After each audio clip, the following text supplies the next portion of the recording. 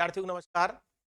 देखिए, ज्वालामुखी टॉपिक के अंतर्गत ही आज की क्लास में ज्वालामुखी क्या होती है, अर्थात ज्वालामुखी क्या में पदार्थ निःसृत होते हैं, उनके बारे में यहाँ पर पढ़ेंगे।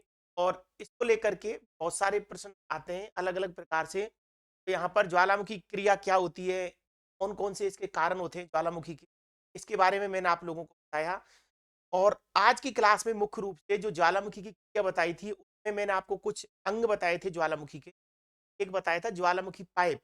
और ज्वालामुखी जो पाइप होता है वो एक लंबवत मार्ग होता है जिसके मार्फत गर्भ से विभिन्न प्रकार के पदार्थ धरातल पर प्रकट होते हैं।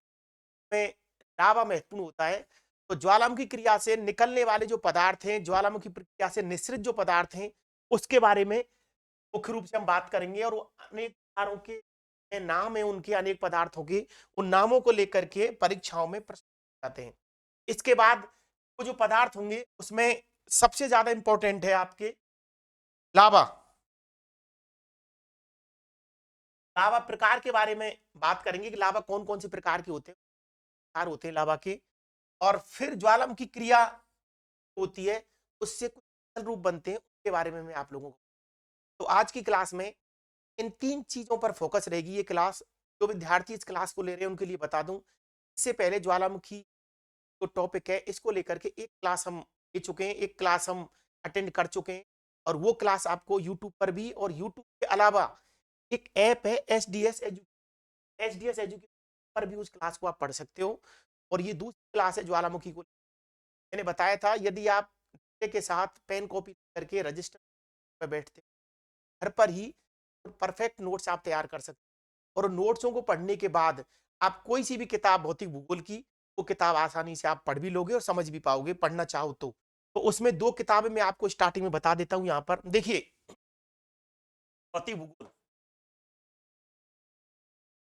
कि जब भी हम ज्योग्राफी स्टार्ट करते हैं पढ़ना, तो मेजर ब्रांच है। और ये मेजर ब्रांच लगभग सभी प्रतियोगिता परीक्षाओं में आती है। आपका नेट का पाठ्यक्रम है, यूजीसी का, चाहे आरपीएससी फर्स्ट ग्रेड का पाठ्यक्रम है, और चाहे आपके कोई भी पीजी एग्जामिनेशन हो उसको लेकर के असिस्टेंट प्रोफेसर एग्जामिनेशन है, उसमें ये भौतिक भूगोल का टॉपिक मेजर भूमिका निभाता है।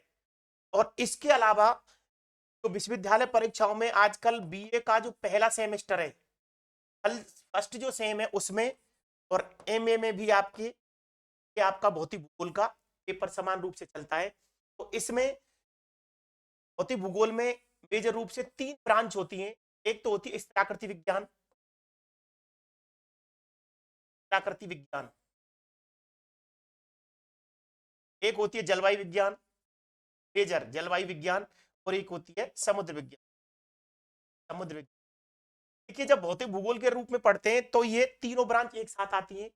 और जब अलग अलग ब्रांचों में जाते हैं, जैसे यूजी नेट के पाठ्यक्रम की हम बात करें, उसमें जियोमॉर्फोलॉजी दे रखी है, स्थलाकृति विज्ञान, वो एक यूनिट है उसकी लगभग। तो उसके रूप में देखते हैं हम स्थलाकृति विज्ञान को। फिर एक जलवायु विज्ञान की आती है अलग से, भौतिक भूगोल कवर करती है। एक जैव भूगोल भी होती है। लेकिन यहां पर मैं इतनी बात बताऊंगा आपको कि भौतिक भूगोल का टॉपिक है ज्वालामुखी। और ज्वालामुखी ये दूसरी क्लास है। आज की क्लास में ज्वालामुखी क्रिया से निकलने वाले पदार्थों पर हम बात करेंगे। जब ज्वालामुखी प्रक्रिया होती है तो उसमें पदार्थ निकलते हैं, उसमें मेजर पदार्थ होता है लावा। और लावा और मैग्मा, देखिए मैग्मा का मतलब होता है भूगर्भ के अंदर जब पिघली हुई चट्टानें होंगी वो मैग्मा कहलाएंगी। जब वही मैग्मा धरातल पर प्रकट होता है तो वो लावा कहलाता है। तो लावा के प्रकारों पर भी हम बात करेंगे। और तीसरा स्थल रूप।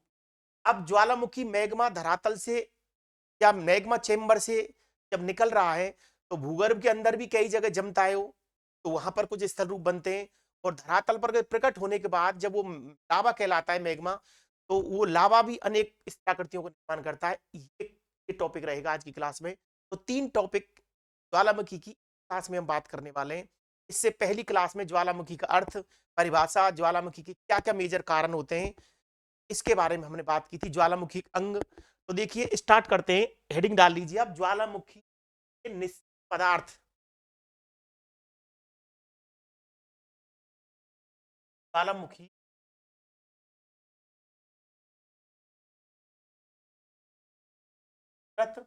पदार्थ, या सामान्य भाषा में आप लिख सकते हो ज्वालामुखी से निकलने वाले पदार्थ, या ज्वालामुखी क्या से निकलने वाले पदार्थ। ज्वालामुखी से निकलने वाले पदार्थ। देखिए जनरल नॉलेज का टॉपिक भी है, ध्यान रखना आप।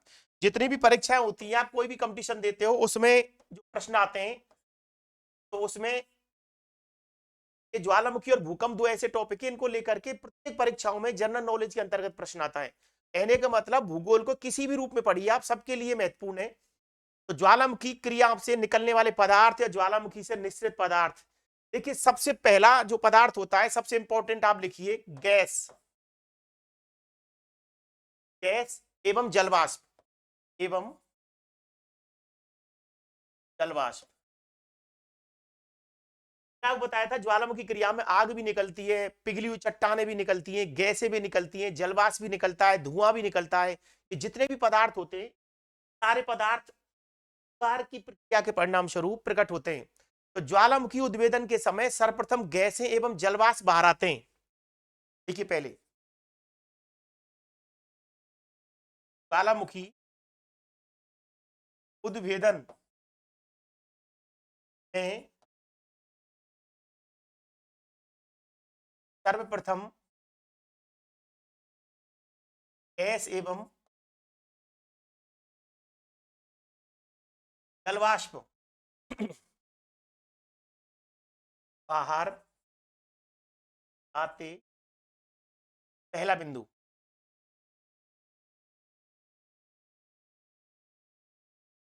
इसमें जलवाष्प की मात्रा सर्वाधिक होती है। इसमें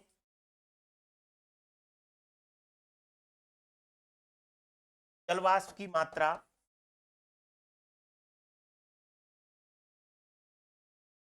सर्वाधिक होती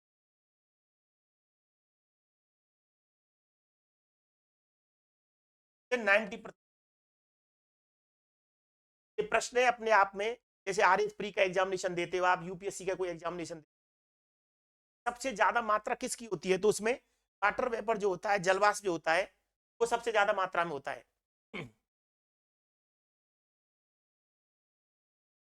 अन्य गैसों में लिख लीजिए, अन्य गैस में क्या क्या होता है, O2,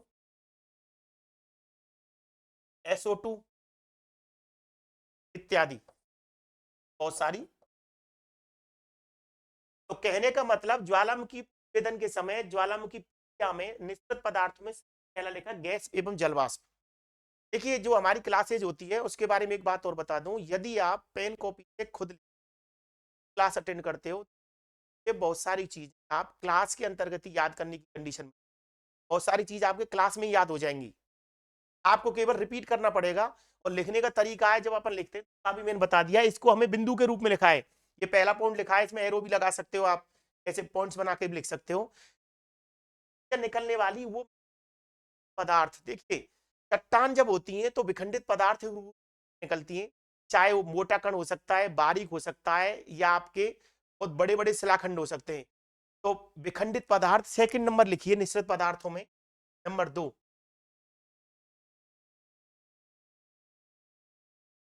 खंडित पदार्थ, चट्टानी टुकड़े होते हैं, उनको विखंडित पदार्थों की कैटेगरी में रखते हैं। भूगर्भ से विखंडित पदार्थ अनेक रूपों में निकलते हैं। वस्तुतः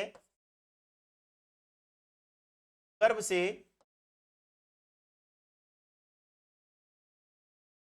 विखंडित पदार्थ,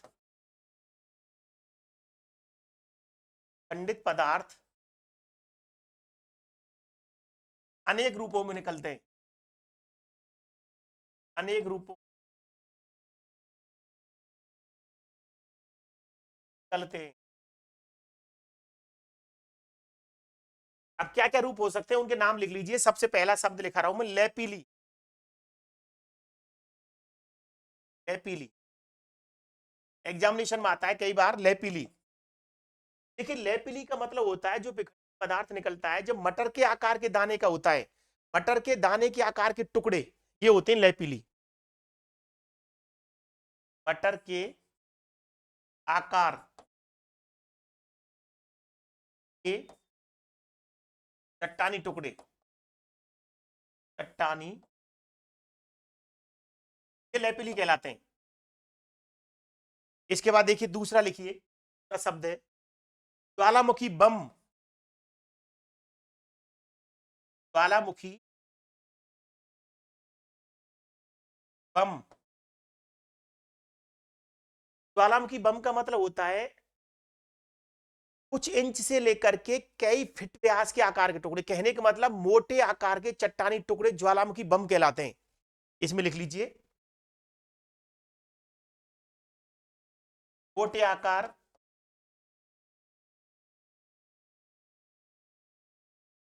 चट्टानी टुकड़े, मोटे आकार के चट्टानी टुकड़े। इसमें लिख सकते हैं हम कुछ इंच से लेकर कई फीट व्यास के।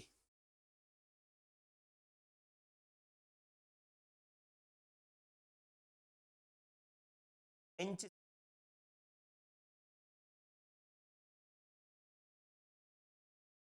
कई फीट व्यास के टुकड़े, मतलब मोटे आकार के होते हैं। देखिए लेपली तो होता है मटर के आकार का, ये क्या होते हैं बड़े वाले होते हैं। तो बड़े चट्टानी टुकड़े ज्वालामुखी क्रिया से जो बाहर निकलते हैं उनको वस्तुतः ज्वालामुखी बम कहते हैं, जिनका आकार कई इंच से लेकर के कई फीट तक हो सकता है। तो दो हो गए आपके विखंडित पदार्थों में, एक लेपिली एक ज्वालामुखी बम। आगे लिखिए, लिखिए और 3 अगला बिंदु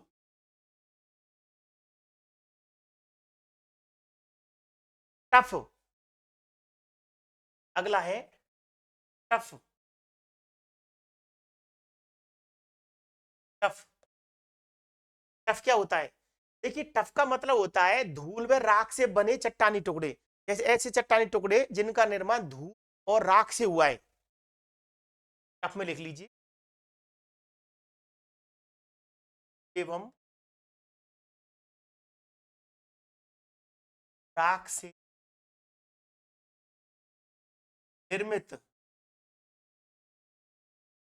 चट्टानी, धूल और राख से जिनका निर्माण होता है उनको टफ कहते हैं, टफ। इसके बाद अगला लिखिए प्रेसिया। प्रेसिया,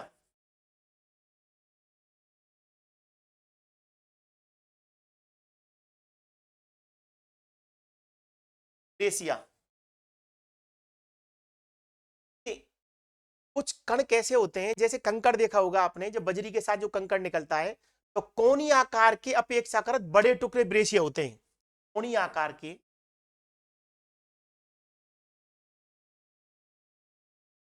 आकार के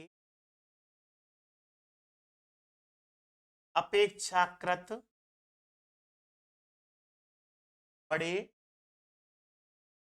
टुकड़े, जैसे कंकड़ वगैरह जो कोनी आकार वाले कंकड़ वगैरह होते हैं उस आकार के होते हैं। कोणीय आकार के अपेक्षाकृत बड़े टुकड़े।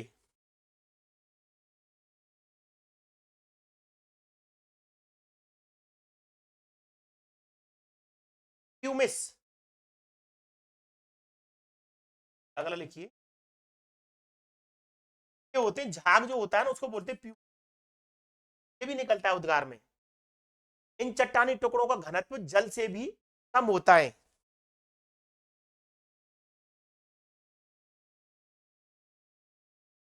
चट्टानी टुकड़ों का घनत्व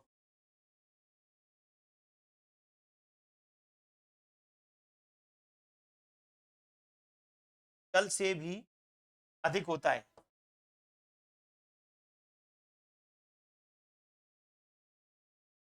अधिक का कहलाते हैं। इन चट्टानी टुकड़ों का घनत्व जल से भी,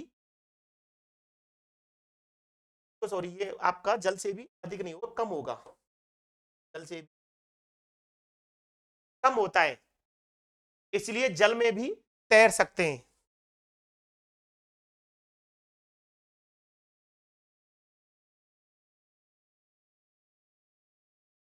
जल में तैर सकते हैं।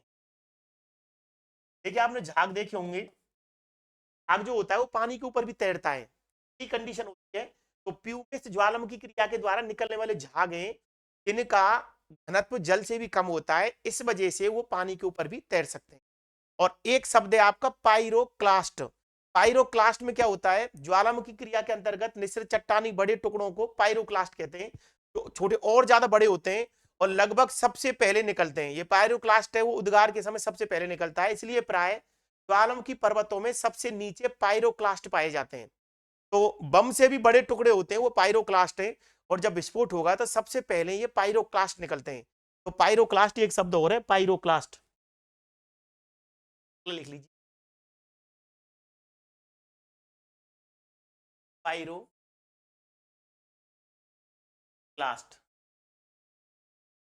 अब देखिए ज्वालामुखी उद्गार से कुछ कोई भी चीज निकलेगी ना, वो एक कैटेगरी होगी उसकी पर्सनल, वो कैटेगरी होगी आपकी निकलने वाले पदार्थों की।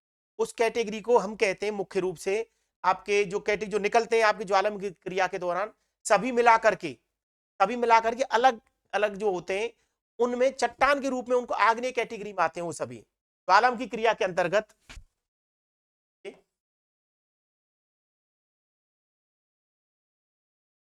ज्वालामुखी क्रिया के अंतर्गत, ज्वालामुखी क्रिया के अंतर्गत निश्चित तत्व,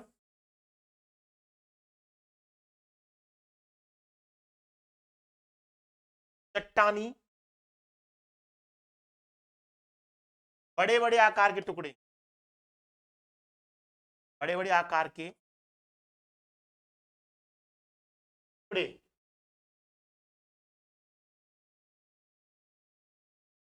पाइरोक्लास्ट कहलाते हैं। पाइरोक्लास्ट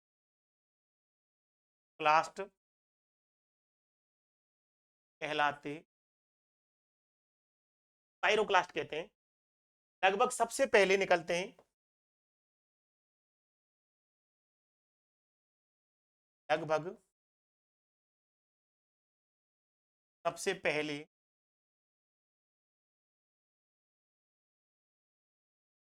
निकलते हैं, कार होगा तो सबसे पहले निकलेंगे, इसलिए प्राय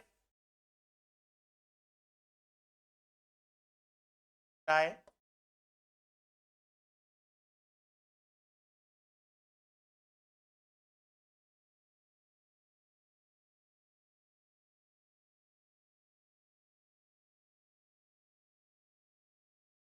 प्राय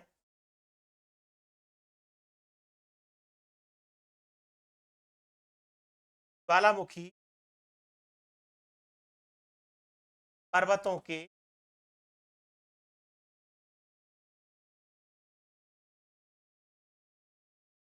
सबसे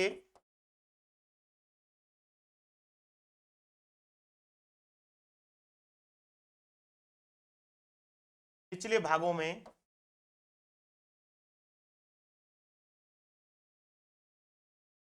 पाइरोक्लास्ट पाए जाते हैं।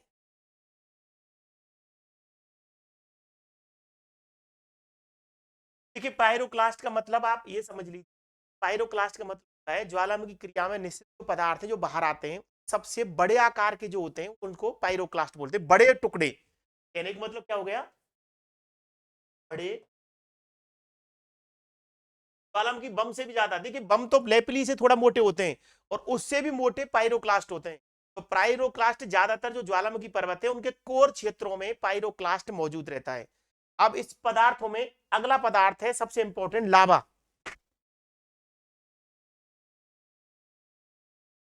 लावा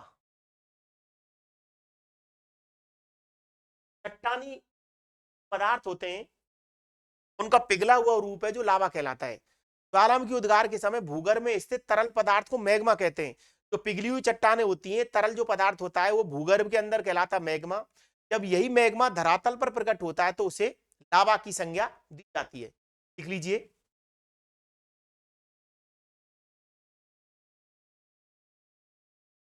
ज्वालामुखी उद्गार के समय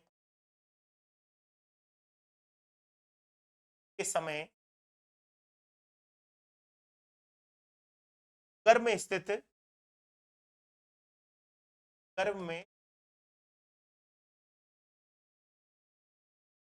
तरल पदार्थ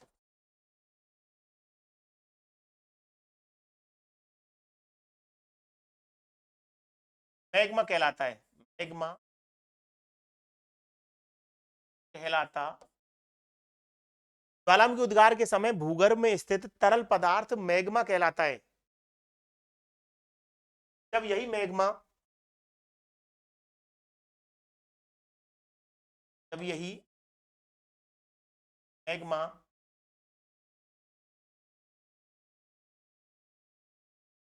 धरातल पर प्रकट होता है तो ये लावा कहते। तो लावा, इसको ही अपन लिख रहे हैं मैग्मा भी आपका लावा का ही, लेकिन भूगर्भ के अंदर लावा होता है वो मैग्मा कहलाता है। जब धरातल पर प्रकट होता है यही मैग्मा, तो धरातल पर प्रकट होने के बाद इसे लावा की संज्ञा दी जाती है। देखिए भूगर्भ में एक जगह होती है जिसको मैग्मा चेम्बर कहते हैं। तो पृथ्वी की एक नोट डाल के लिख लीजिए यहां पर, नोट। ये मैंने पृथ्वी की आंतरिक संरचना में आपको बताया था।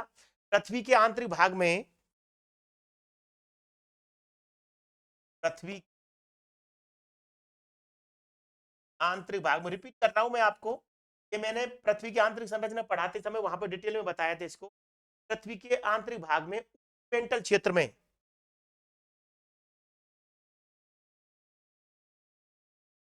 आंतरिक भाग के कर लीजिए, आंतरिक भाग के मेंटल, देखिए मेंटल का ऊपरी भाग है, ऊपरी मेंटल क्षेत्र में, क्षेत्र से, इसको बोलते हैं ऊपरी मेंटल क्षेत्र को क्या बोलते हैं? दुर्बलता मंडल, एस्थेनोस्फीयर।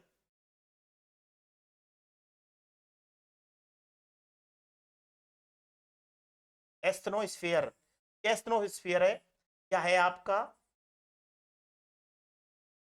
दुर्बलता मंडल। पुस्तक बंद कर दीजिए। तो पृथ्वी के आंतरिक भाग के ऊपरी मेंटल क्षेत्र से या दुर्बलता मंडल से, इसी को बोलते हैं लेमेन जोन, लेमेन जोन, ये भी इसी का नाम है, लेमेन जोन। तो नाम याद रख लेना, एस्थेनोस्फीयर, लेमेन जोन से पिघली चट्टाने,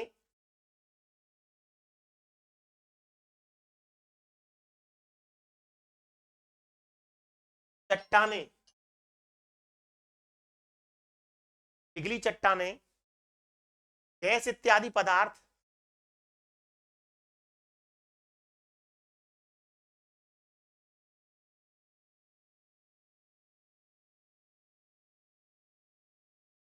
गैस इत्यादि पदार्थ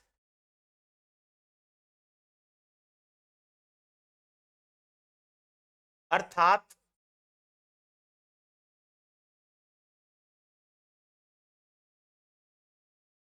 मैग्मा की उत्पत्ति होती,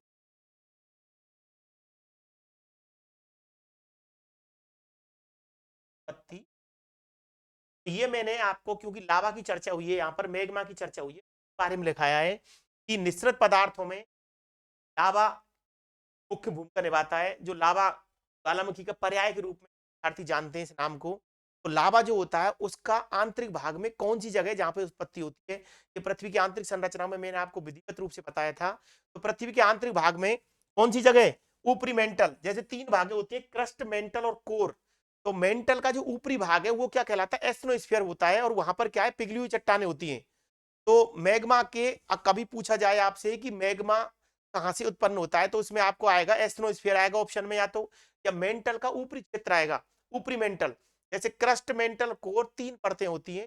तो मेंटल के ऊपरी भाग से ये आपका मैग्मा की उत्पत्ति होती है। तो ये मैंने आपको यहाँ पर पृथ्वी के आंतरिक भाग के ऊपरी मेंटल क्षेत्र से, या एस्ट्रोस्फीयर, या दुर्बलता मंडल, या लेमेन जोन, पिछली,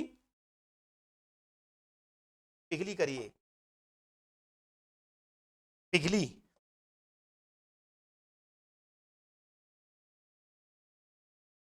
पिघली चट्टाने, गैस इत्यादि पदार्थ अर्थात मैग्मा की उत्पत्ति होती है।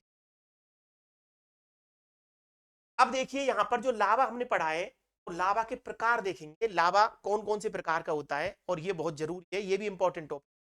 तो इसमें जैसे देखिए, ये आपका ज्वालामुखी से निश्चित पदार्थ, ज्वालामुखी से पदार्थों में सबसे पहले बताया मैं गैस और जलवाष्प में सबसे ज्यादा कौन सी मात्रा होती है, जलवाष्प की मात्रा सबसे ज्यादा होती है, लगभग 60 से 90%। तो पहला गैस एवं जलवाष्प हो गया। इसके बाद देखिए नंबर 2 विखंडित पदार्थ, विखंडित पदार्थों में देखिए लेपिली होता है, मटर के आकार के दाने लेपिली कहलाते हैं। ज्वालामुखी बम थोड़े से मोटे होते हैं, से लेकर के कुछ फीट तक व्यास हो सकता है, इतने मोटे हो सकते हैं, इस तरीके से ज्वालामुखी बम बोलते हैं। उसके बाद हमने बात की टफ होता है एवं राख से निर्मित चट्टानी टुकड़े, ब्रेसिया जिनके किनारे नुकीले होते हैं उसको ब्रेसिया बोलते हैं। इस जो झाग होते हैं, इस झाग होते हैं तो प्यूमिस कहते हैं। इस प्रकार से आगे पाइरोक्लास्ट, पाइरोक्लास्ट का मतलब होता है आपके बड़े आकार के बड़े टुकड़े, आपके ज्वालामुखी बम से भी बड़े टुकड़े पाइरोक्लास्ट कहलाते हैं। इसके बाद जो पदार्थ होता है वो लावा होता है, निकलने वाला जो लावा। तो तीसरी कैटेगरी हम 3 संज्ञा दे सकते हैं इसको क्रम।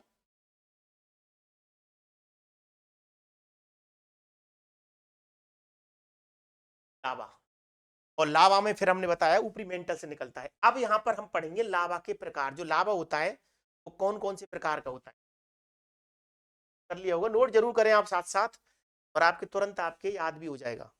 अब देखिए आगे लावा प्रकार, लावा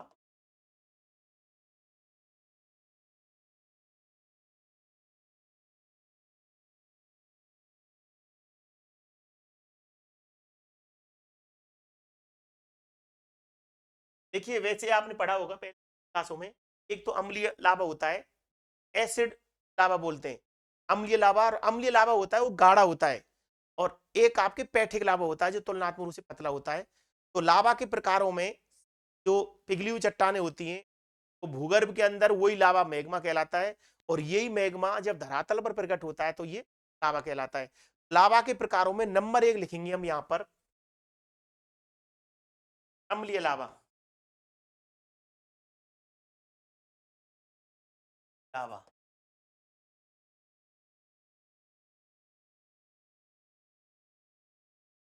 क्या कह सकते हैं, एसिड, अम्लीय लावा। अब देखिए इसके जो बिंदु हैं अम्लीय लावा के, उसको हम बिंदु में लिखेंगे।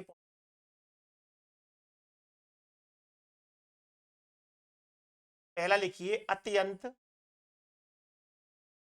गाढ़ा एवं चिपचिप। अब देखिए जब गाढ़ा होगा और चिपचिपा होगा तो सीधी सी बात है ज्यादा गाढ़ा होने तक कम फैलेगा, ये ध्यान रखना। देखिए पतला होगा लावा तो दूर तक फैलेगा, गाढ़ा होगा तो दूर तक कम फैलेगा। तो अत्यंत गाढ़ा एवं चिपचिपा होता है, सिलिका की मात्रा अधिक होती है,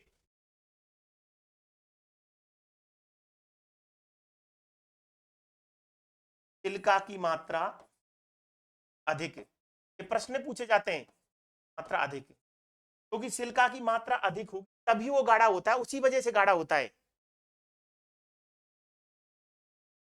उच्च श्यानता का लावा होता है,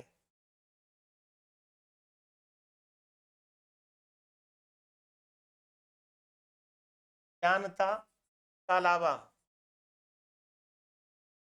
श्यानता का लावा होता है।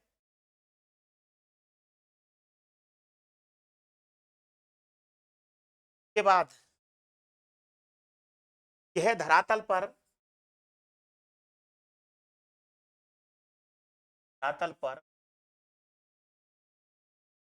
तक ने फैलकर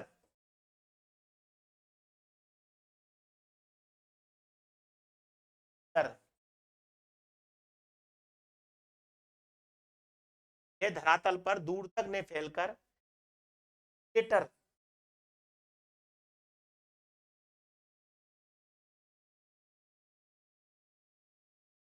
क्रेटर के आसपास गुंबदाकार शंकु का निर्माण करता है। क्रेटर के आसपास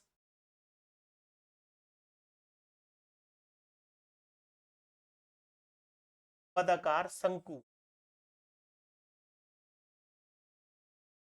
का निर्माण करता है, का निर्माण करता है। जब गाढ़ा होगा तो दूर तक नहीं फैलेगा, और दूर तक नहीं फैलेगा तो क्रेटर के पास, क्रेटर होता है ज्वालामुखी का मुख। मैं पहले बताया था आपको अंगों में, ज्वालामुखी जो मुंह होता है, ज्वालामुखी जो मुख होता है उसको क्रेटर बोलते हैं। तो क्रेटर के आसपास ही जम करके गुंबदाकार स्वरूप बनाता है, गुंबदाकार शंकु का निर्माण करता है, डोम्स का निर्माण करता है। तो ये आपके अम्लीय लावा अत्यंत गाढ़ा एवं चिपचिपा होता है, सिलिका की मात्रा अधिक होती है। सिलिका की मात्रा अधिक होगी तभी ये आपके गाढ़ा है। सिलिका की मात्रा अधिक, उच्च श्यानता का लावा है, श्यानता अधिक होती है। यह धरातल पर दूर तक ने फैलकर क्रेटर के आसपास गुंबदाकार शंकु का निर्माण, ज्यादा दूर तक नहीं जाता है। अब देखिए और इसके बारे में क्या क्या बिंदु हैं अम्लीय लावा के बारे में। एसिड बोलते हैं, एसिड लावा अगला पॉइंट है, वही हम बिंदुओं में लिखना है सबको। एग्जामिनेशन में भी आप कोशिश करें, जितनी भी एग्जामिनेशन होती है,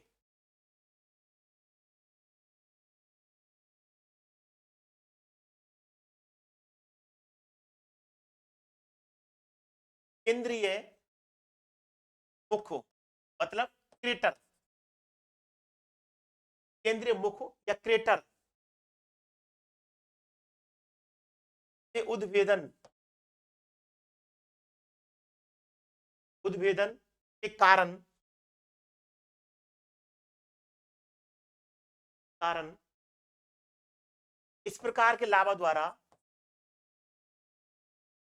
इस प्रकार के लावा द्वारा तलाकार ढाल युक्त, तल ढाल, देखिए टेक्निकल शब्द है, ये जो अच्छी परीक्षाएं होती है उसकी दृष्टि से उत्तल आकार ढाल युक्त उच्च पर्वतों का निर्माण करता है, उच्च पर्वतों या गुंबदों, पदों का निर्माण करता। देखिए सीधी सी बात है, जब गाढ़ा होगा और मुख के पास ही जमा होगा तो उत्तल ढाल युक्त अम्लीय लावा शंकु बनाएगा। तो ये आपको मेजर ध्यान रखना है, ये शब्द उत्तल ढाल का निर्माण करेगा। आपको ध्यान रखना है केंद्रीय मुख से उद्गार होता है, अर्थात केंद्रीय मुखाकार उद्गार वाले जो ज्वालामुखी होते हैं वस्तुतः किसका निर्माण करते हैं, आपको ध्यान रखना है ये वस्तुतः उत्तल ढाल युक्त गुंबद बनाएंगे या क्या बनाएंगे, पर्वत। मैंने आपको बताया था एक क्लास में, फिर दोबारा रिपीट कर रहा हूं, आपके ये पीच वाले लेवल में मॉर्फोलॉजी पढ़ेंगे, ढालों के प्रकार। ढालों में देखिए किसी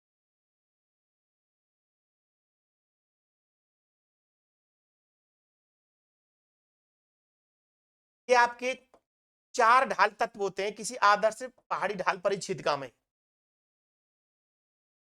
और मैंने आपको बताया था जो विद्यार्थी पढ़ना चाहते हैं तो आप ध्यान रखें, जब आप भूगोल पढ़ रहे हो तो ज्यादातर कोशिश करें उदाहरणों को अपने आसपास देखने की, जो थोड़ा सा अपने से मैच करे और अब व्यवहार रूप में आप उनको ज्यादा अच्छे से समझ सको और अपने आसपास तुलना कीजिए। तो देखिए यहाँ पर इस स्लोप है और 10% यहाँ याद होगा आपकी ये ढाल, उसके बाद ढालों का अलग टॉपिक पढ़ेंगे, स्लोप एनालिसिस या ढाल विश्लेषण। हाँ इसको बहुत ज्यादा डिटेल में लिखेंगे तो और याद हो जाएगा। तो किसी आदर्श ढाल परिच्छेदिका में सबसे ऊपर होता है उत्तल ढाल। कौन सा ढाल होता है, उत्तल ढाल पर, उत्तल ढाल, ये उत्तल ढाल है। तो यहां पर ये कहना चाह रहा है इसका उत्तल ढाल होता है, किसका, अम्लीय लावा का। अम्लीय लावा गाढ़ा होता है, मुख के पास ही जमा होगा तो वो उत्तल ढाल बनाएगा। इसके बाद ये देखिए बिल्कुल खड़ा ढाल है, इसको बोलते हैं दीवार सदृश ढाल, ये सरल रेखीय ढाल है, इसको बोलेंगे खड़ा ढाल, खड़ा ढाल, इसको बोलेंगे सरल रेखीय और इसके बोलेंगे अवतल। कई बार ये प्रश्न आपके एग्जामिनेशनों में से पूछ लेता है कि आदर्श ढाल परिच्छेदिका में उत्तर से दक्षिण की ओर सही क्रम क्या होगा ढालों का, या ढाल के तत्वों का सही क्रम क्या होगा? देखिए सबसे ऊपर होगा आपके ये 1 नंबर, फिर आएगा आपका खड़ा ढाल, नंबर सरल रेखीय, और 4 नंबर अवतल ढाल। तो इसमें उत्तल ढाल होता है। आपके जो वी आकार की घाटी होती है उसमें भी उत्तल ढाल होता है। जैसे देखिए ये वी आकार की घाटी है जैसे, और ये किससे बनती है? नदी से। नदी अपने लंबवत अपरदन द्वारा नदी निर्मित घाटी, इसका ढाल भी उत्तल होता है। पर हम यहाँ पर ज्वालामुखी रहे हैं, लेकिन दो चीजें मैंने यहाँ पर कोरिलेटेड की है आपको ढाल वाले टॉपिक से और इससे, तो दोनों याद हो जाएंगे आपके। ये पढ़ना है हमें कि ऐसा नहीं है बिल्कुल तरीके से आपको लिखा दें। ज्वालामुखी का 2 दिन का टॉपिक है, बिल्कुल सीधे तरीके से बताएं तो आपको पता ही नहीं चलेगा। और जो विद्यार्थी नए होते हैं उनको तो ऐसा लगेगा बिल्कुल सरल पढ़ा रहे हैं सर, लेकिन आपसे चीजें मिस हो जाएंगी जो परीक्षाओं की दृष्टि से काफी महत्वपूर्ण होती है। और आज के समय में कोई भी परीक्षा हो बिल्कुल अच्छे लेवल के प्रश्न आते हैं। तो यहाँ पर दोनों चीजें बताई हैं मैंने आपको, ढाल में उत्तल, ये भूलोगे नहीं। इसमें भी क्या है? ये उत्तल ढाल आकार की घाटी होती है, ये भी उत्तल ढाल देख लिया आप, अपने आप दिख रहा है आपको ऐसे। तीव्र उत्तल ढाल कह लीजिए, या तीव्र ढाल भी बोलते हैं इसको। ढाल कार से जो गुंबदाकार स्वरूप है इसका ढाल भी तीव्र होता है, तो उत्तल ढाल होता है, वो तीव्र ढाल भी होता है। ढाल कॉपी में जब आप लिखो तो इनको साथ साथ लिखना है, साथ साथ आनी चाहिए।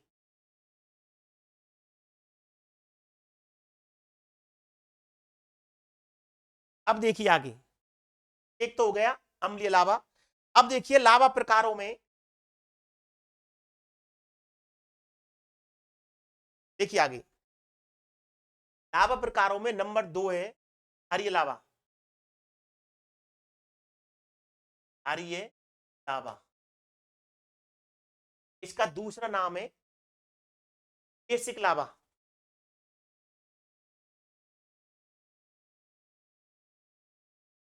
केसिक लावा, हरिय लावा, केसिक लावा, या इसको बोलते पैठिक लावा। पैठिक लावा, हरिय लावा, बेसिक बोलेंगे इसको, या इसको पैठिक लावा। अब देखिए उसमें सिल्का की मात्रा ज्यादा होती है, उसमें सिल्का की मात्रा कम होती है। सबसे पहला बिंदु लिख, सिल्का की मात्रा, कोई सा विद्यार्थी पढ़ रहा हो आपको इसी प्रकार से लिखना है। चाहे आप किसी आर एस मेंस की एग्जामिनेशन देते हो, थोड़ा सा इस पॉइंट्स में लिखे अपन, ज्यादा बेहतर रहता है। बिल्कुल ज्यादा शब्द पूरा सेंटेंस फॉर्मेशन नहीं करना है आपको। सिल्का की मात्रा कम होती है, लगभग 40 से लेकर के आपके 50%, 50 कम होती है, ज्यादा होती है। अब सिल्का की मात्रा कम रहेगी तो क्या होगा? पतला होगा ये, पतला, हल्का। पतला भी होगा और हल्का भी होगा। एक और गुण क्या होगा? धरातल पर शीघ्रता से फैलता है, पर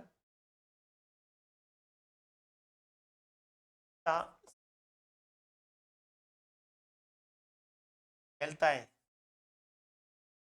धरातल पर शीघ्रता से फैलता है पतला होने की वजह। इसकी श्यानता कम होती है, श्यानता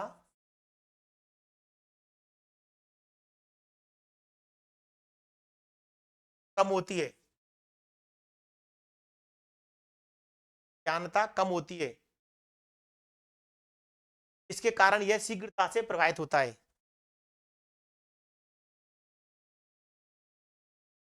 कारण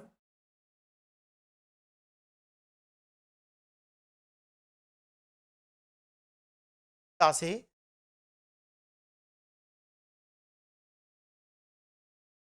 प्रभावित या फैलता है।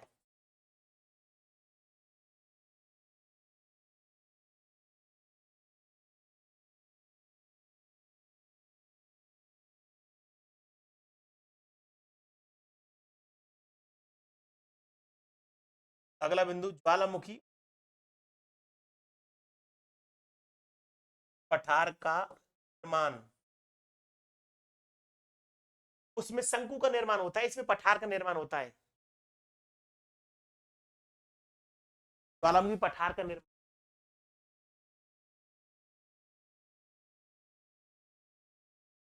कैसे बोल सकते हैं?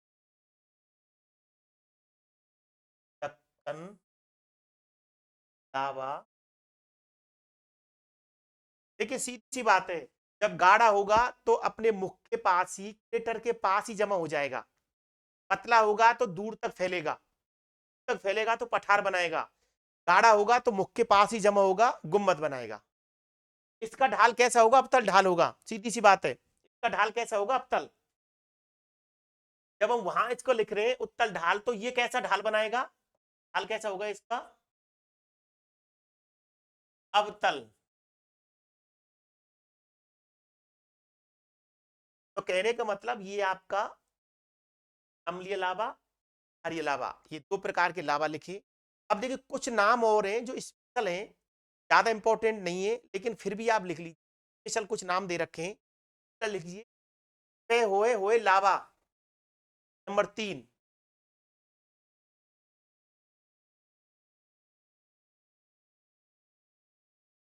पे होए होए लावा, पे होए होए लावा।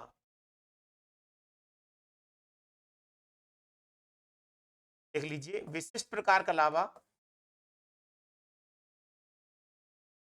प्रकार का लावा,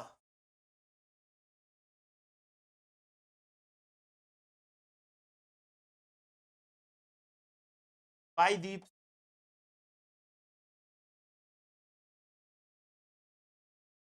संबंधित है।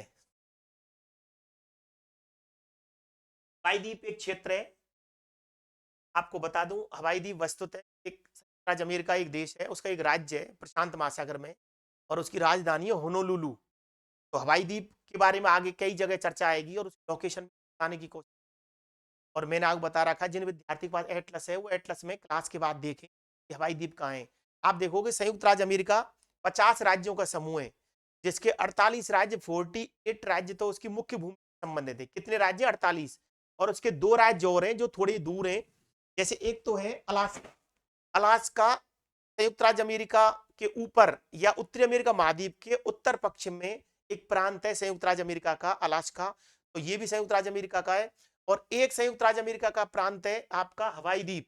हवाई द्वीप वस्तुतः संयुक्त राज्य अमेरिका के पश्चिम में, पूर्वी आपका जो प्रशांत महासागर है उसमें ये हवाई द्वीप एक द्वीप है जिसकी राजधानी है होनोलुलु। तो वहां पर कुछ ज्वालामुखी है, जैसे मोना की, मोना लोआ। तो मोना की और मोना लोआ ज्वालामुखी जो क्षेत्र हवाई द्वीप से संबंधित है, वहां पर पे हुए हुए लावा एक विशिष्ट प्रकार का लावा है। तो हवाई द्वीप, इसके बारे में लिख रहा हूं मैं आपको। मोना की और मोना लोआ ज्वालामुखी, इन क्षेत्रों से संबंधित एक विशिष्ट प्रकार का लावा होए ये लिखाया है मैंने।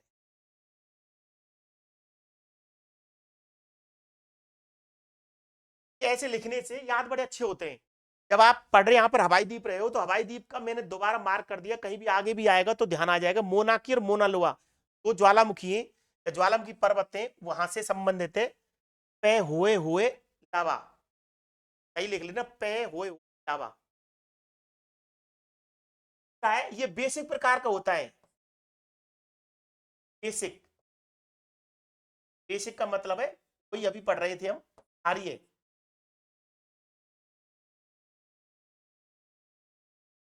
ये बेसिक है, क्षारीय प्रकार का है। मतलब क्या है? पतला है। ये वहां का ज्वालामुखी जो है ये पतला आपका,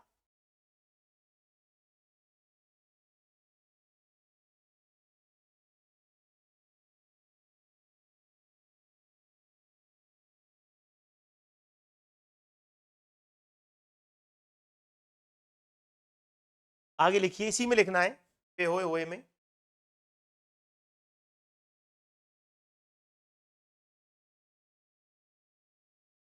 छिद्र से लगातार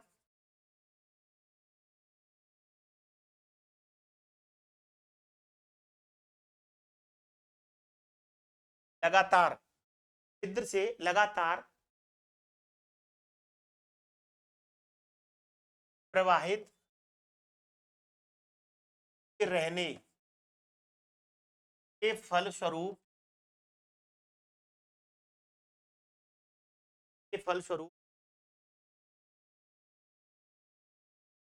जब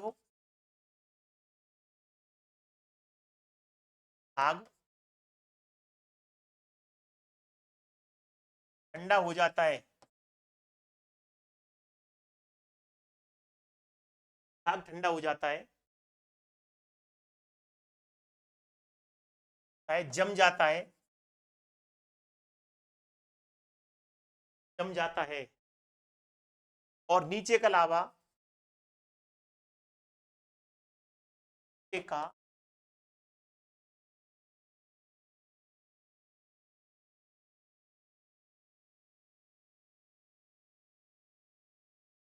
प्रवाहित हुए स्थान को खाली कर देता है। कहने का मतलब ये है कि जब ये उद्गार होता है तो ऊपर तो जल्दी ठंडा हो जाता है। जब ऊपर जल्दी ठंडा हो जाएगा तो ऊपर तो एक लेयर बन जाती है और उसके नीचे का भाग अपेक्षाकृत कम ठंडा होता है और वो क्या होता है, प्रवाहित होता रहता है। जब प्रवाहित होगा तो नीचे भाग खोखला हो जाता है या आपका नीचे का भाग स्थान खाली रह जाता है या खोखला हो जाता है। तो नीचे का स्थान क्या हो जाता है, खाली कर देता है या खाली रह जाता है, खोखला हो जाता है। एक और लिख लीजिए, हवाई द्वीप समूह, हवाई द्वीप समूह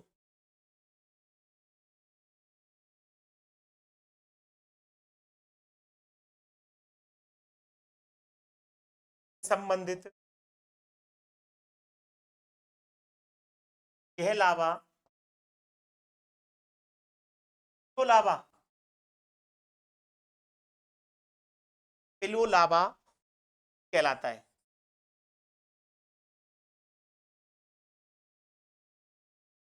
लावा भी कहलाता है।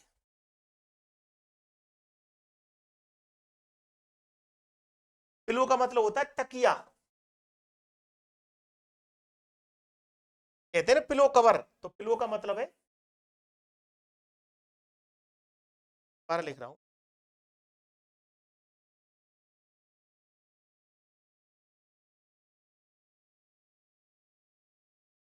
हाँ,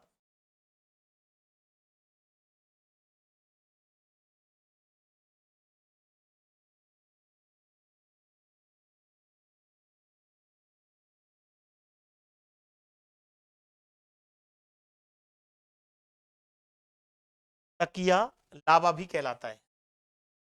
ये लिख लीजिए, पिलो का मतलब होता है तकिया, पिलो कवर होता है ना उस तरीके का, पिलो या तकिया लावा भी कहलाता है।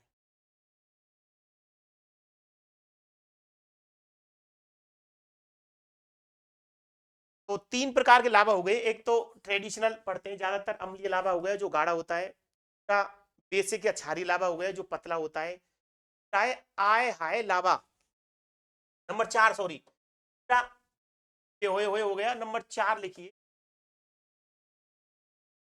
आय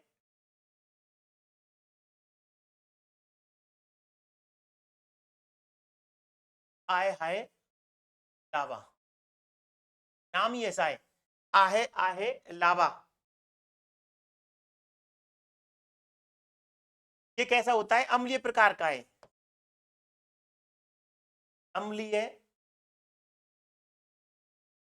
प्रकार के लावा को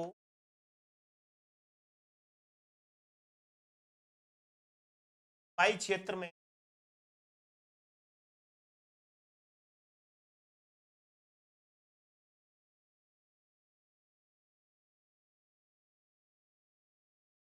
आय हाय लावा कहते हैं। देखिए हवाई क्षेत्र में जो बेसिक प्रकार का लावा होता है उसको तो त्योय होए कहते हैं, और जो अम्लीय प्रकार का होता है गाढ़ा होता है उसको आय हाय कहते हैं। अधिक श्यानता युक्त गाढ़ा होने के कारण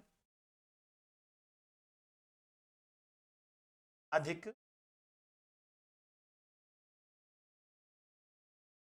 युक्त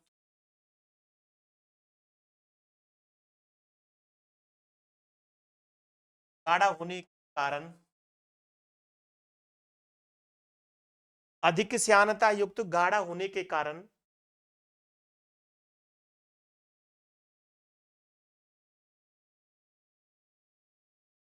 कारण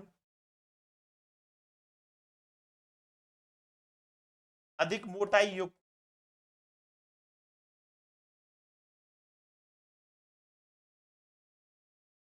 से जम जाता है।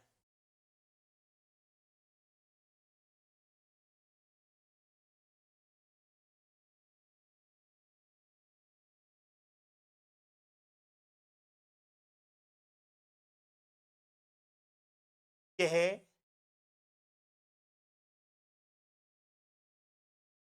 ब्लॉक या खंड, यह ब्लॉक या खंड के रूप में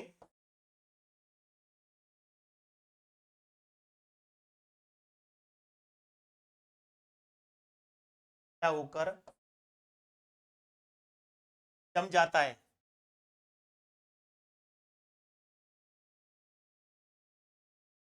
इसलिए ब्लॉक या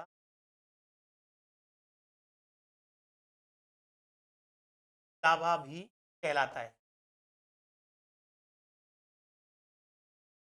देखिए मेजर रूप से ज्यादातर हम दो प्रकार के लावा पढ़ते हैं, एक तो बेसिक लावा, एक अम्लीय लावा। अम्लीय लावा गाढ़ा होता है, बेसिक लावा पतला होता है। एक में सिलिका की मात्रा ज्यादा होती है, एक में सिलिका की मात्रा अधिक होती है। एक गुम्बद बनाता है, एक पठार बनाता है।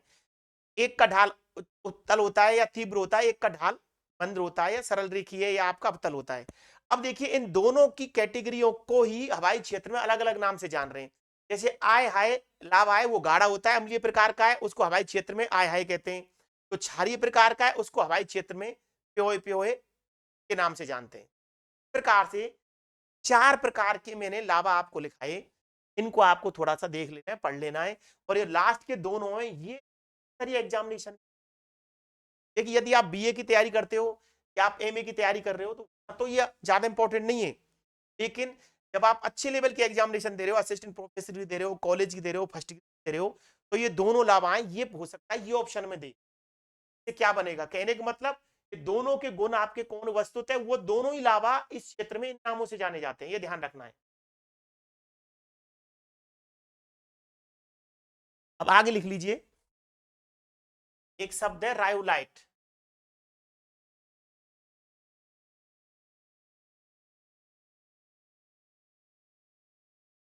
अम्लीय एवं क्षारीय प्रकार के लावा का मध्यवर्ती रूप।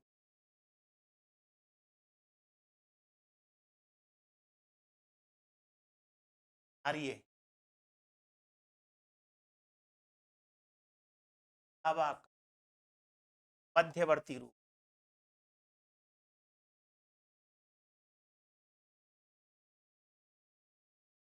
मध्यवर्ती रूप है क्या, रायोलाइट। अम्लीय का मतलब एसिड और क्षारीय का मतलब बेसिक, ये दो लावा।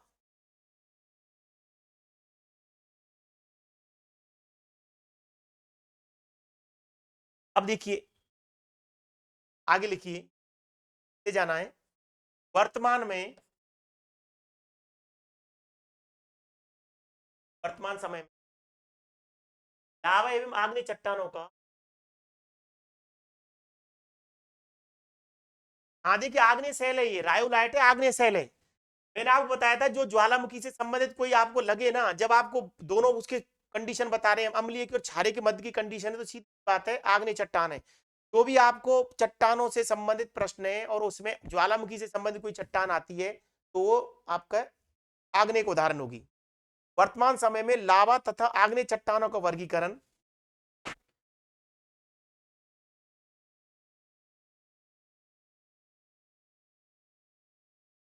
आग्नेय चट्टानों का वर्गीकरण। देखिए यदि आप कंपटीशन की तैयारी करते हो और अच्छे लेवल से करते हो, तो इजी प्रश्न तो अपने आप होने लगेंगे आपसे।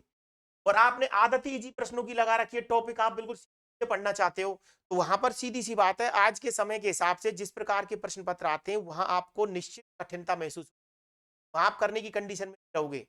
तो वर्तमान समय में लावा और आग्नेय चट्टान जो होती है, लावा और आग्नेय चट्टानों का वर्गीकरण रासायनिक और खनिज संगठन के आधार पर किया गया है। चट्टानों का वर्गीकरण रासायनिक एवं खनिज संगठन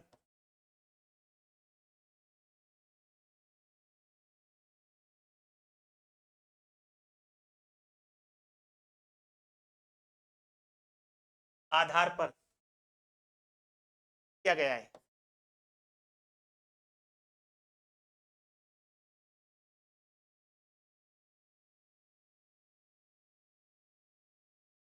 वर्तमान में लावा एवं आग्नेय चट्टानों का वर्गीकरण रासायनिक एवं खनिज संगठन के आधार पर किया गया है। कि यहाँ पर कहने का मतलब ये है, जो सरल स्टोरी चल रही थी, ज्वालामुखी, ज्वालामुखी के रूप, ज्वालामुखी का निश्चित पदार्थ, ज्वालामुखी लावा के प्रकार, तो अभी सीधी सट स्टोरी चल रही थी, वहां थोड़ा सा आपको अटपटी वाली कंडीशन आएगी, क्योंकि वो टॉपिक है जिसको लेकर के प्रश्न आएगा तो हार्ड प्रश्न हो जाता है वो। यहाँ पर थोड़ा सा बात वही है, लेकिन उसको हम अलग रूप में लिख रहे हैं कि वर्तमान समय में, आज के समय में लावा और आग्नेय चट्टानों को इस प्रकार का क्लासिफिकेशन भी है। इसमें सबसे पहले लिखिए फेल्सिक, सबसे पहला शब्द है फेल्सिक।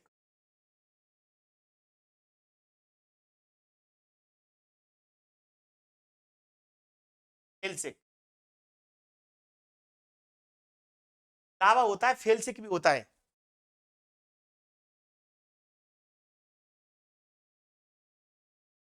हुआ होगा इसमें, इसमें सिलिका प्रधान खनिज में, सिलिका खनिज प्रधान, सिलिका प्रधान खनिज क्वार्टज, इसमें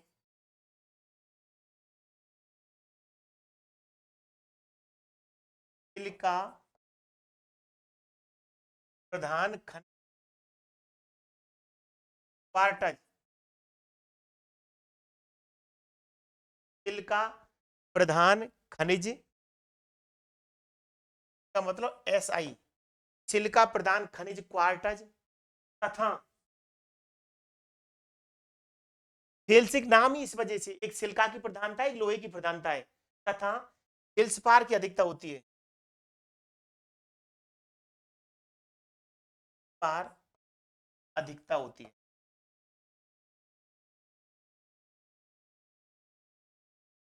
नाम से पता चल रहा है, ज्यादा दिक्कत याद करने में नहीं आएगी। नाम फेल्सिक है तो क्या होगा फेल्सिक में, फेल्सिक प्लस सिलिका, इसका जोड़ है, जैसे ग्रेनाइट आंतरिक लावा। एग्जाम्पल क्या हो गया,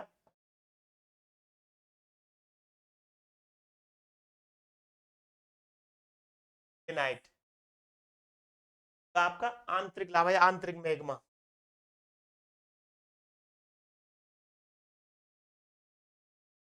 लावा का मैग्मा, मैग्मा होगा वो। एक तो ये होगा, दूसरा होगा बेसाल्ट, ये इस प्रकार का है बेसाल्ट, ये भी उदाहरण है, चट्टान होती है, बाह्य लावा है।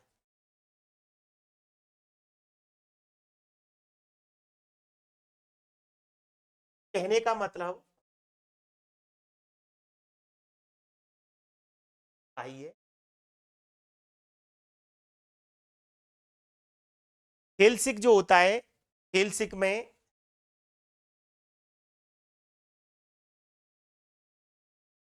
एक तो क्वार्टज होता है,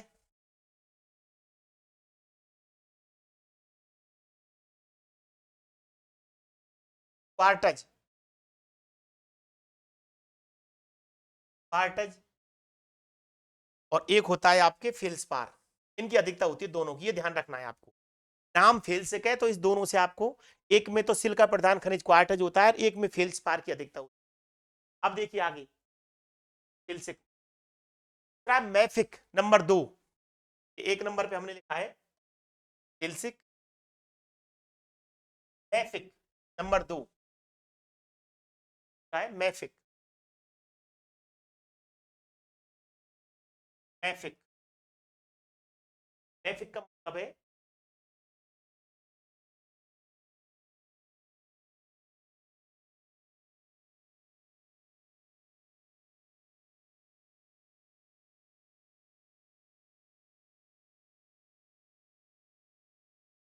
FIC, नाम से ही होगा आपका। इस समूह के खनिज में, इस समूह में क्या होगा, खनिज क्या होगा, खनिजों का समूह होगा, चट्टान होगी वो। मैग्नीशियम लोहा तत्व की प्रधानता होती है खनिज में। मैग्नीशियम, मैग्नीशियम एवं लोहा तत्व की प्रधानता होती है। हाँ, तत्व की प्रधानता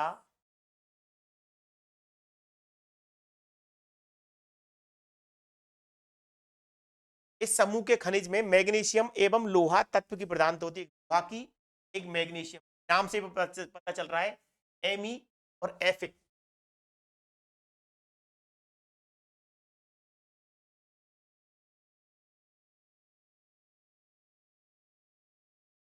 सिलिका,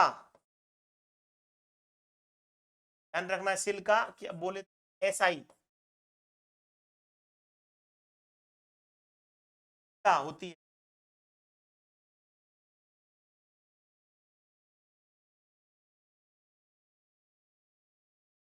रंग में गहरे होते हैं, रंग में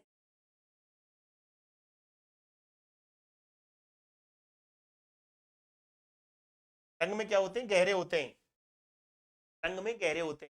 अब एग्जाम्पल क्या है इनका, देखिए, जैसे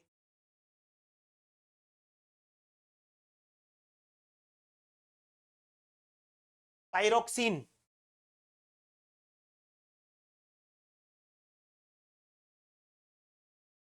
पायरोक्सिन, एम्फीबोलाइट,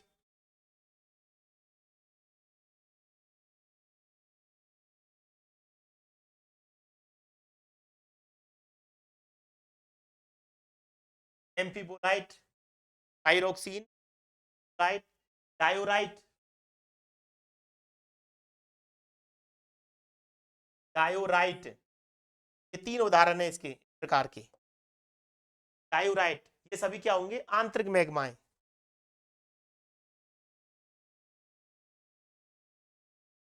आंतरिक,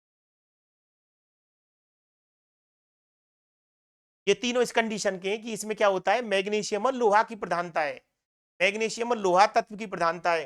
अंडरलाइन कर लो चाहे आप, क्या क्या होता है इसमें, एक मैग्नीशियम होता है, एक लोहा होता है। एग्जांपल, पायरोक्सिन होता है, एम्फीबोलाइट होता है और डायोराइट, इस प्रकार के आंतरिक मैग्मा के उदाहरण है। आंतरिक मैग्मा के अंदर जमने से होता है। और एक तीसरा है लास्ट, अल्ट्रा मैफिक, जो मध्यवर्ती कंडीशन होगी। नंबर 3 देखिए, नंबर 3, अल्ट्रा मैफिक। थोड़ा टाइम लगेगा, मैंने कहा था, लेकिन रेडी मटेरियल में आपके पास पर्याप्त रहेगी, बेटर आपके पास सटीक। देखिए, फेल्सिक तथा मैफिक के मध्य गुणों वाले खनिजों को अल्ट्रा मैफिक कहा जाता है।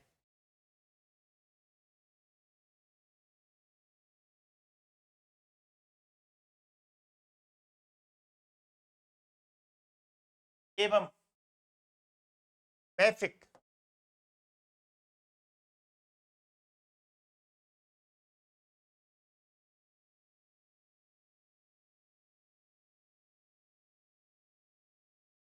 फेल्सिक एवं मैफिक के मध्य गुणों वाले खनिजों को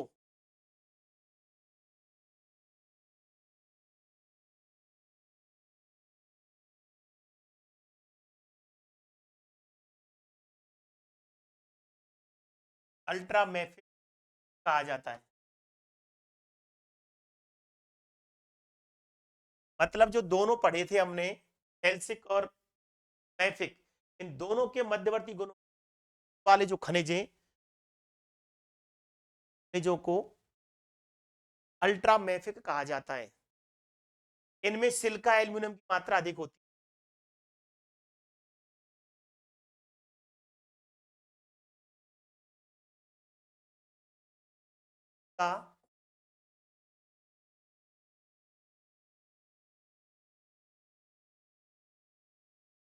टाइम एल्यूमिनियम अधिक होती है।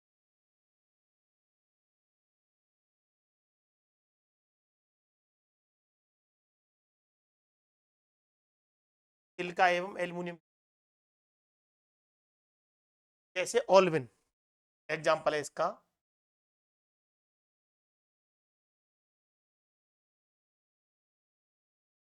ओल्विन,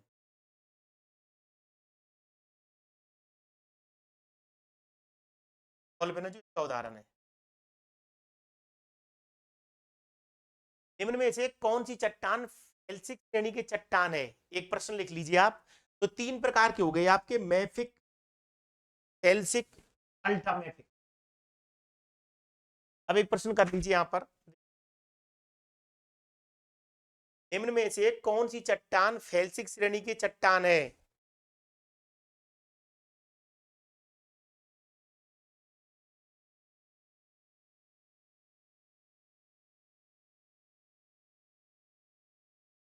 कौन सी चट्टान, निम्न में से कौन सी चट्टान फेल्सिक श्रेणी की चट्टान है?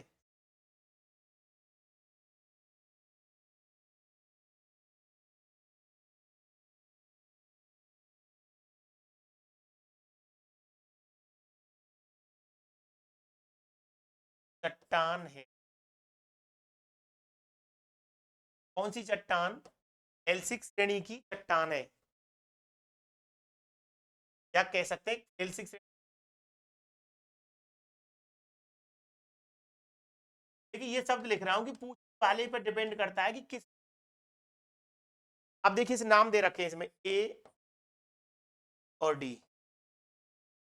कौन सी फेल्सिक श्रेणी के? पहला दे रखे प्राइरोक्सिन,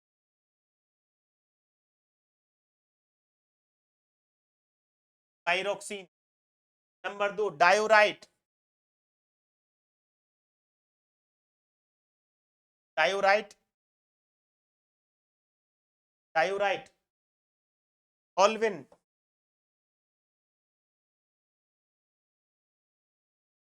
ऑल्विन, आता है बेसाल्ट।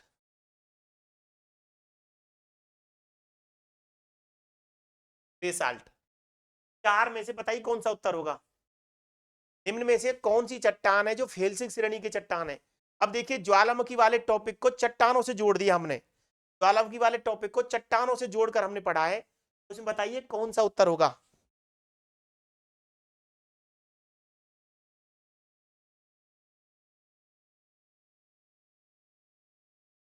इसमें उत्तर तो सही है, बेसाल्ट उत्तर आएगा। जो मैंने बताया था बेसाल्ट और ग्रेनाइट दोनों फेल्सिक कैटेगरी। क्वार्टज,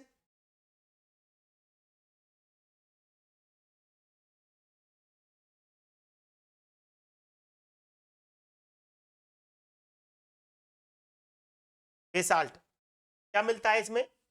बेसाल्ट में और ग्रेनाइट में दोनों इसी कैटेगरी में क्वार्टज होता है, और एक दूसरा आपका फेल्सपार होता है साल्ट। इस प्रकार से ये दूसरे रूप में हमने लिखा है। और अब आज का जो क्लास है उसका लास्ट एक टॉपिक आप वैसे पढ़ चुके हो, ताकि ये थोड़ा सा मुझे तो निरंतर रखने के करने के लिए थोड़ा सा लिखेंगे। स्थल रूप, ज्वालामुखी क्रिया से निर्मित स्थल रूप, तो डिटेल में एक को लिख लिया, एक को हम आगे पढ़ेंगे फिर। बाकी इसको पीछे नाम है वो पीछे डिटेल में दे रखा है, तो हो सकता है मैं डिटेल में इसको कराऊं।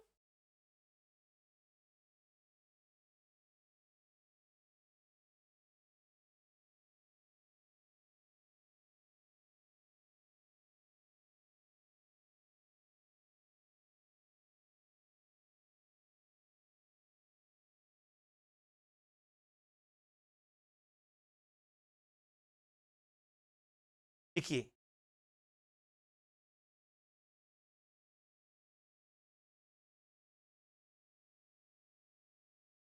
ज्वालामुखी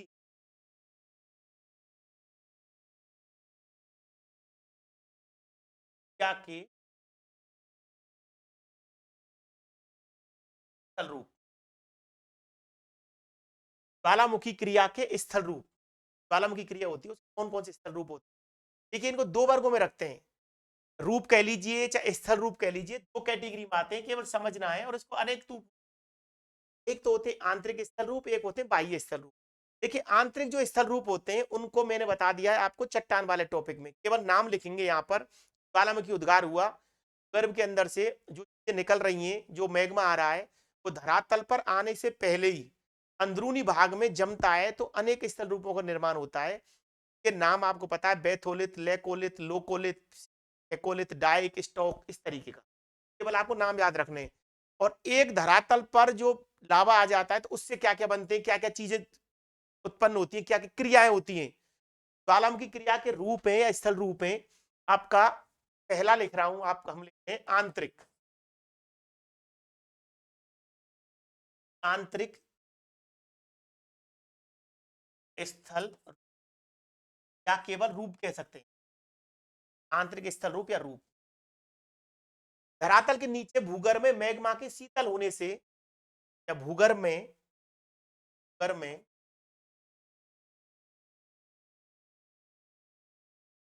मैग्मा के शीतल होकर कर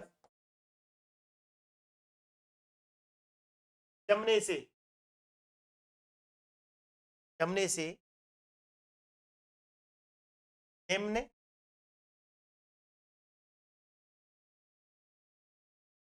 आंतरिक स्थल रूप, आंतरिक स्थल रूप निर्मित होते हैं।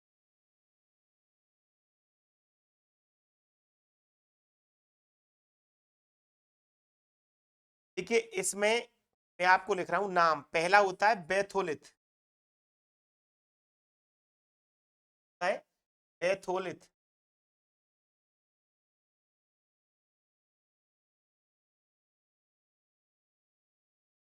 बैथोलिथ नंबर एक।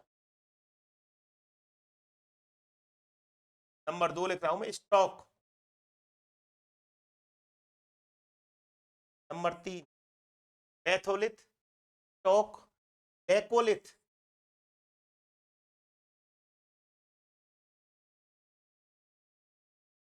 लेकोलिथ,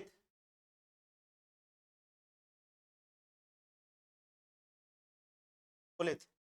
नंबर चार लिखिए आप लोपोलिथ,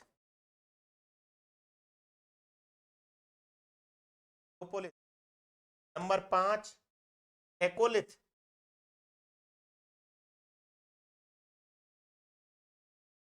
एकोलिथ। नंबर छह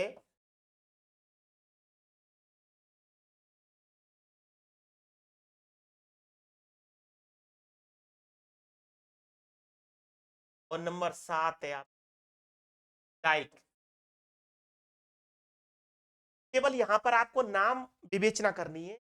आपको बता दूं जो विद्यार्थी नए, तो इन आकृतियों को मैंने चट्टान वाले टॉपिक में, क्योंकि आग्नेय चट्टान होती है वो ज्वालामुखी का रूप ही होती है, ज्वालामुखी क्रिया से ही आग्नेय चट्टान बनती है, तो ये आंतरिक आग्नेय चट्टानों के रूप भी हैं।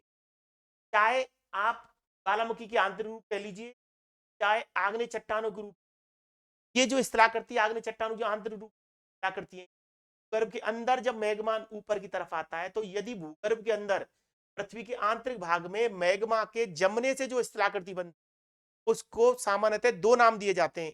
या तो कह सकते हैं हम ज्वालामुखी के आंतरिक रूप, या कह सकते हैं आग्नेय चट्टानों के आंतरिक रूप। तो आग्नेय चट्टानों के जो आंतरिक रूप है, इसमें देखिए फेथोलिथ, स्टॉक, लेकोलिथ, लोपोलिथ, फेकोलिथ, सिल एवं डाइक, और सिल और सीट। तो ये जो इस्तेलाह करती है, इनको आप चट्टान वाले टॉपिक में देख लेना। देखिए गुंबदाकार जमाव होता है भूगर्भ के अंदर, बता दूं थोड़ा शॉर्ट। टॉक छोटा गुंबद होता है, गुंबद के ऊपर छोटा सा टोपीनुमा गुंबद होता है। लेकोलिथ, बैथोलिथ की अपेक्षा कम गहरा होता है और परतदार चट्टानों में इसके जमा होने से लेकोलिथ बनता है। लोपोलिथ बनता है आपके के रूप में या तस्रीनुमा संरचना। हेकोलिथ तो फोल्ड होता है, वलन के अपनति और अवनतियों में जमाव होता है। सिल एवं सीट होता है जब लंबवत जमाव की बजाय क्षैतिज जमाव हो, पट्टी के सिल होती है, और उसकी पतली हो जाए तो वो सीट होती है। और डायक होता है लंबवत जमाव। तो ये आपके आंतरिक स्थल रूप हैं ज्वालामुखी के, इनको केवल आपको नाम यहां से याद रखना है और चट्टान वाले टॉपिक आप पढ़ चुके हो। अब देखिए ज्वालामुखी क्रिया के स्थल रूपों में ये तो हो गए आंतरिक रूप। अब नंबर 2 लिखेंगे बाहरी रूप।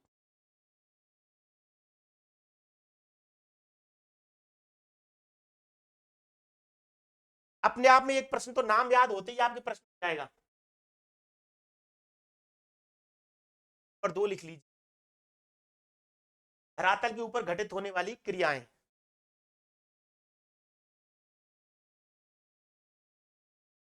धरातल के पर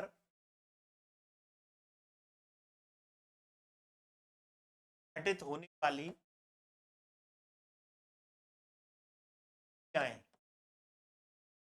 तो आंतरिक रूप में थी। अब भूगर्भ के ऊपर धरातल के ऊपरी भागों में क्या क्या घटित क्रियाएं होती हैं उसमें देखिए, पहला तो ज्वालामुखी उद्गार होता है। अब ज्वालामुखी को अपन पढ़ चुके हैं और पढ़ेंगे आगे की ज्वालामुखी के प्रकार हैं, किस प्रकार की होती है। एक दूसरा लिखेंगे हम धरातलीय प्रवाह, एक इस रूप का धरातलीय प्रवाह। जब आपके पर मैग्मा या लावा जब आता है तो धरातलीय प्रवाह के रूप। फिर तीसरा होता है गैसर, गैसर। नंबर 4 फुहारे,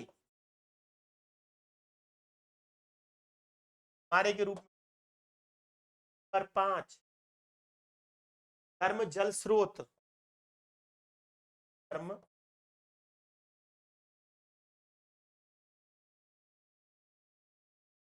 हॉट स्प्रिंग, हॉट स्प्रिंग। तो इस तरीके से ये बाहरी रूप हैं। ये धरातल के ऊपर घटित वाली क्रियाएं ज्वालामुखी क्रिया में।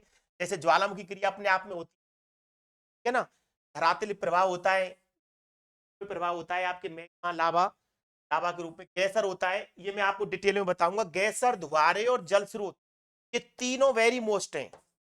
देखिए ये तो पढ़ ही रहे हैं हम, ज्वालामुखी धरातल प्रवाह, ये तो मैंने देखें कि वो टॉपिक की निरंतरता को बनाने के लिए। लेकिन गैसर, धुआरी और गर्म जल स्रोत, हॉट स्प्रिंग, ये तीनों को डिटेल में मैं आपको लिखाऊंगा आगे। तो इन दोनों का, तीनों का अपन को बेसिक ध्यान रखना है। गैसर, धुआरे और गर्म जल स्रोत एग्जाम्पल भी है, और इसमें से लेकर के कई बार एग्जामिनेशन में प्रश्न आए। जैसे ओल्ड फेथफुल गैसर, 10,000 धुआरों की घाटी, नाम सुने होंगे आपने, कहां पर है 10,000 धुआरों की घाटी। तो इस तरीके के इनको विद मानचित्र आपको याद रखना है। यदि इस तरीके से प्रश्न आ जाए तो अपन कैसे उत्तर देंगे। तो ये गैसर, धुआरे और गर्म जल स्रोत मैं आगे आपको डिटेल में लिखाऊंगा। गैसर कहाँ का प्रसिद्ध है, धुआरे 10,000 धुआरों की घाटी कहाँ पर है, ओल्ड फेथफुल गैसर कहाँ पर है, येलोस्टन नेशनल पार्क कहाँ पर है, ये सभी रीजनल कुछ आज की क्लास में नहीं पढ़ेंगे ज्वालामुखी वाली में। और ज्वालामुखी की 2 क्लासें हम अभी तक कर चुके हैं। एक पहली क्लास है, और निरंतर 1-2 क्लास इस टॉपिक और होंगी। क्योंकि ज्वालामुखी और भूकंप देखिए दोनों बड़े टॉपिक हैं, और दोनों 3-4 प्रश्नों को कवर करते हैं। दोनों जनरल नॉलेज का भी कोई प्रश्न पत्र आप दे रहे हो, एग्जामिनेशन है, तो ये प्रश्नों में ये प्रश्न इसके आते हैं इन टॉपिकों को लेकर के। और यदि आप आरएस मेंस वगैरह देते हो तो ये कई बार प्रश्न आए हैं, सर धुआरे और गर्म जल स्रोत। तो कहने का मतलब काफी महत्वपूर्ण टॉपिक है ज्वालामुखी, एग्जामिनेशनों में आता है इस प्रकार से। हाँ, अलास्का में 10,000 द्वारों की घाटी। देखिए मैंने आपको बताया था, जितना ज्यादा आपका रीजनल ज्योग्राफी अच्छा रहेगा, जितना ज्यादा राजनीतिक मानचित्र रहेगा, चाहे भारत का भूगोल पढ़िए आप, चाहे राजस्थान का भूगोल पढ़िए, चाहे विश्व का भूगोल पढ़िए, उतना ही आपको प्रश्नों में सहूलियत रहेगी। 150-120 जो प्रश्न आते हैं जिन एग्जामिनेशनों में, आपको पता ही नहीं चलेगा। आपके 5-7 प्रश्न ऐसे सही होंगे तो वहीं पढ़े होंगे आपने एग्जामिनेशन हॉल में ही, लेकिन आपके सही हो जाएंगे वो, और वो आपको अतिरिक्त जाएंगे और बच्चों से आपको जंप कराएंगे, ये मान सकते हैं। तो ये मानचित्र का अपन बेसिक ध्यान रखें। और जो भी चीज मैं आपको यहाँ थोड़ा सा ध्यान दिलाऊं, तो एक्टिव स्टूडेंट है उनको क्या करना है, इस पर उसको देखना है। और वो विद्यार्थी जो इसको के लिए पढ़ता है, कोई विद्यार्थी आरएस के लिए, आईएएस के लिए, असिस्टेंट प्रोफेसर के लिए, पूरा सभी का आजकल लेवल में कोई कमी नहीं है। और कोई भी चीज है उसको मैं बिल्कुल सतही नहीं पढ़ाऊंगा। मैंने आपको बताया 2 प्रकार के बच्चे, एक बिल्कुल लगती है और एक ऐसे स्टूडेंट होते हैं वो समझते हैं इजी से काम नहीं चलेगा। यदि कोई टीचर इजी पढ़ा रहा है और आपके तुरंत समझ में आ रहा है ना, इसका मतलब ये है ज्यादा इजी कर दिया। अब ज्यादा इजी कर दिया ना, तो आपके ज्यादा इजी एग्जाम ज्यादा सार्थक नहीं, थोड़ा सा आपको घुमा फिरा के भी आना चाहिए अभी से। तो आज की क्लास में इतना ही। अब सभी थैंक यू। आप